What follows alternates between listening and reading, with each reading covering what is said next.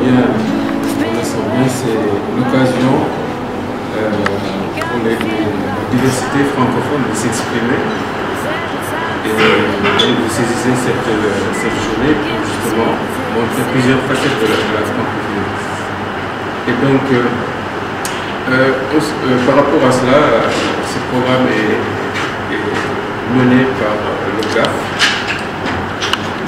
Alors je me demandais, est-ce que le GAF, c'est une organisation qui est spécifiquement sénégalaise ou est-ce que ça existe ailleurs? Et je me disais aussi que le GAF, on a l'impression, en tout cas,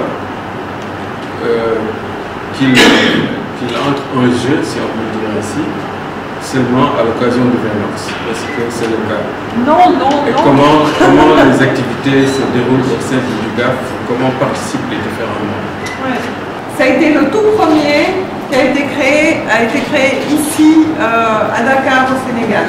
Mais ensuite, comme c'était une expérience positive, elle a été reprise et puis lors du dernier sommet à Montreux de la francophonie, dans la déclaration, il y a un paragraphe qui encourage la création des GAF et maintenant il y a des groupes des amis de la francophonie dans pratiquement tous les pays francophones.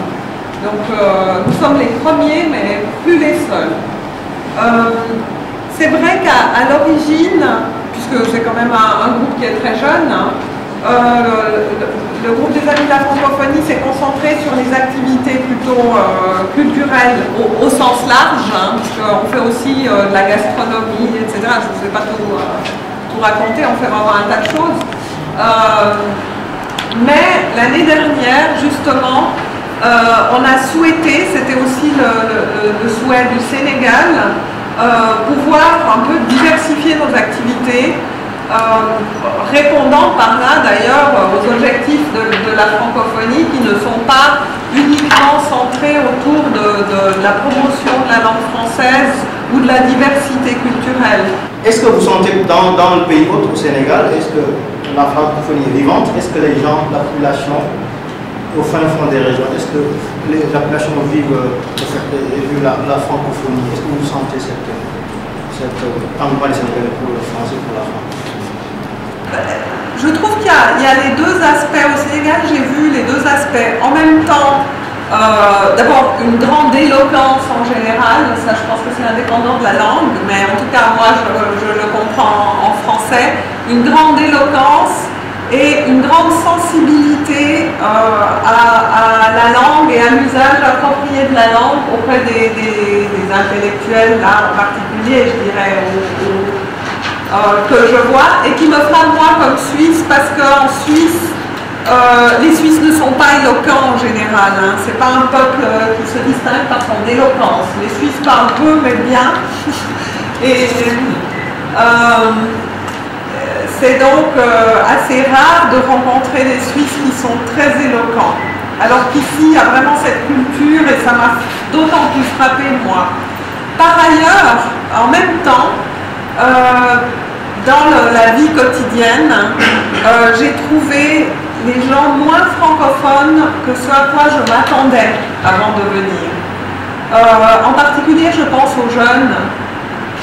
Et donc, je me suis demandé s'il y avait une réduction, en fait, si le français était en retrait. C'est normal que dans un pays dont la majorité de la population parle une langue comme le Wolof, c'est normal que ce soit la langue véhiculaire. Je continue à penser que le français est justement une chance comme langue d'ouverture vers le monde. Et qu'à ce titre, elle mérite d'être conservée et d'être apprise par les jeunes aussi. Voilà, c'est un peu les deux volets, je dirais, de cette réponse. Est-ce que vous pensez que la Suisse peut un jour, en Suisse peut diriger la francophonie, vu que bon, les francophones ne sont pas majoritaires en Suisse?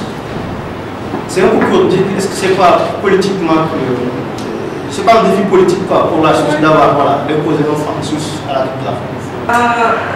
Une des choses qui est très réussie en Suisse, c'est le fait qu'on peut vivre toute sa vie comme francophone et donc minoritaire clairement, sans avoir jamais l'impression d'être une minorité. Parce que la question des langues et de l'éducation est réglée au niveau des cantons, puisqu'on est un État fédéral. Et ensuite, tous les documents qui sont produits par les autorités fédérales, centrales, le sont dans les 3 langues nationales, le français, l'allemand et l'italien. Donc, un Suisse, quelle que soit sa langue, pourra toujours s'adresser aux autorités et les autorités vont toujours s'adresser à lui dans sa langue. Une des choses quand même que je dois dire, c'est que le fait d'avoir eu le dernier sommet de la francophonie à Montreux, avec la venue de dizaines de chefs d'État, ministres du monde entier, a été pour mes compatriotes germanophones, ça a été quand même une prise de conscience. Parce que c'est vrai qu'avant, il y avait quand même un peu la tendance à dire, bon, l'organisation de la francophonie, ça c'est pour nos collègues francophones, on laisse les francophones de l'administration s'occuper de ça, ça les intéresse, nous, pas trop. Et je le dis de manière comme ça, pas très très diplomatique, non? Mais en fait, ça a été une prise de conscience justement que la francophonie, c'est une organisation qui se retrouve partout dans le monde, qu'il y a un potentiel ne serait-ce que d'échange d'informations, de concertation au sein de cette organisation qui est vraiment à saisir, parce qu'il n'y a pas tellement d'organisations dans le monde qui soient totalement comme ça, transrégionales, pour emprunter un terme au domaine multilatéral. Et c'est une chance d'avoir un tel réseau. Et aujourd'hui, est-ce que vous percevez bien les menaces qu'il y a sur le français? Vous avez parlé du français des SMS. Est-ce que ce n'est pas une réelle menace? Bon, le français du rap aussi, est-ce que ce n'est pas une réelle menace? Par rapport surtout à l'anglais qui est aujourd'hui omniprésent, son hégémonie sur le net, on le sent, l'hégémonie de la langue anglaise sur le net. Est-ce qu'il n'y a pas tout ça ne constitue pas des menaces pour le français? Le français, la pratique du français est certainement en réduction dans le monde, en Afrique notamment, même si en termes absolus, le nombre, en tout cas théorique, de personnes qui parlent français est en augmentation, mais c'est plus, je pense, dû à l'augmentation de la population en termes absolus qu'à l'augmentation réelle du nombre de locuteurs. Alors moi je pense qu'on peut guère avoir d'autres approches par rapport à ça que de dire, bien sûr l'anglais est une langue de communication internationale, c'est évident, mais le français en est une autre et nous n'aspirons pas, la francophonie n'aspire pas à ce que les pays membres ou les autres ne parlent que le français. C'est le français et d'autres langues. On sait tous, d'ailleurs, je pense que l'Afrique, ça doit être un des continents où les gens sont le plus polyglottes. Pratiquement n'importe quel citoyen parle plusieurs langues déjà. Donc, l'idée, ça serait de ne pas perdre le français, qui est déjà dans le patrimoine, qui en fait partie. Il y a une littérature, et donc il faut le garder, c'est une chance supplémentaire. C'est ça. Quand moi, alors ça c'est mon avis personnel, je ne considère pas du tout que toutes ces formes d'expression française, comme ce français des SMS, même si moi-même, parenthèse, je peux râler lorsque ma fille m'envoie des SMS, je dois lire en haute voix pour à peu près comprendre ce qu'elle m'écrit. Mais le français doit être vivant. C'est une langue vivante et c'est normal qu'elle évolue. C'est normal qu'elle ne soit pas parlée de la même manière à Dakar, à Abidjan, à Montréal ou à Genève. Et c'est juste, c'est bien, c'est ce qui fait sa richesse. On constate que les 4 grands espaces francophones du Nord sont la Suisse, la Belgique, la France et le Québec. se barricade de plus en plus. C'est-à-dire, au moment où les frontières virtuelles, il y a une frontière au niveau virtuel, parce qu'au même moment, il y a comme une barricade autour de ces espaces, c'est-à-dire, même pour voyager, c'est plutôt un problème pour avoir des visas, je pense surtout aux étudiants africains, qui plus en plus s'orientent maintenant vers les États-Unis et vers la Chine. Est-ce que vous ne pensez pas que ce n'est pas paradoxal au moment où vous créez ce genre de structure pour des amis francophones, qu'il y ait cette division, même cette difficulté à accéder à ces pays-là?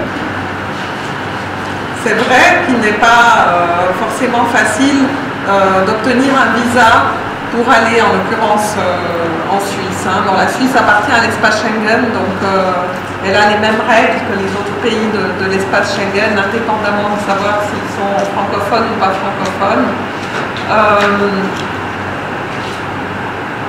Alors, la possibilité d'étudier, cela dit, je pense qu'elle existe et que beaucoup d'étudiants, d'ailleurs sénégalais, en profitent dans les pays que vous avez mentionnés. Je ne suis pas sûre que les politiques migratoires dont vous entendez qu'elles sont de plus en plus restrictives s'appliquent en particulier au groupe des étudiants.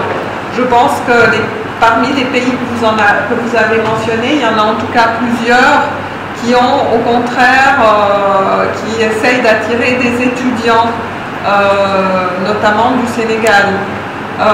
La question de la pratique de la langue est une vraie question d'ailleurs, parce que c'est vrai que c'est l'une des questions que nous évidemment, nous considérons. Si quelqu'un veut venir étudier, par exemple en Suisse romande en l'occurrence, il faut que cette personne maîtrise le français. Ça, c'est bien sûr l'une des conditions.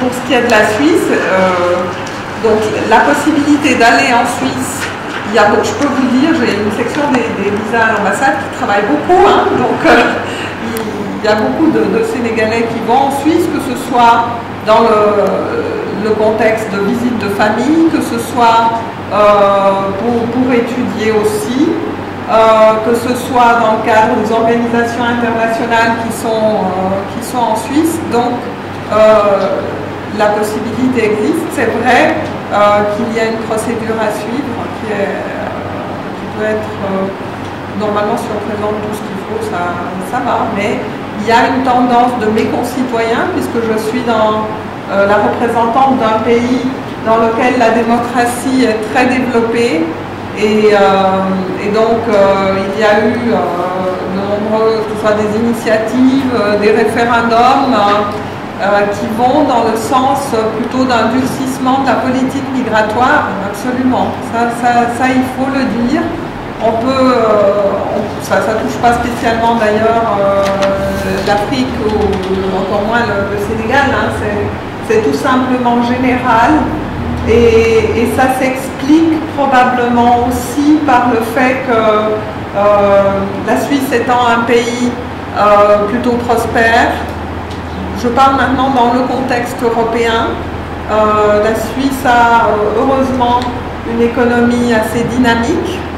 Les Suisses aiment beaucoup travailler, il y a une productivité élevée, et il y a une crainte dans la population quand même, parce qu'on est assez petit, on est très ouvert vers le monde qui nous entoure, donc on voit bien tout ce qui se passe autour de nous.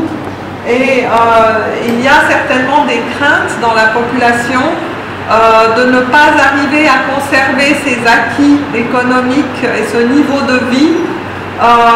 Et donc, il faut savoir qu'en Suisse, il y a plus de 20% de population d'origine étrangère en termes donc ça fait pratiquement à peu près 1 million, je pense, sur les 7 millions.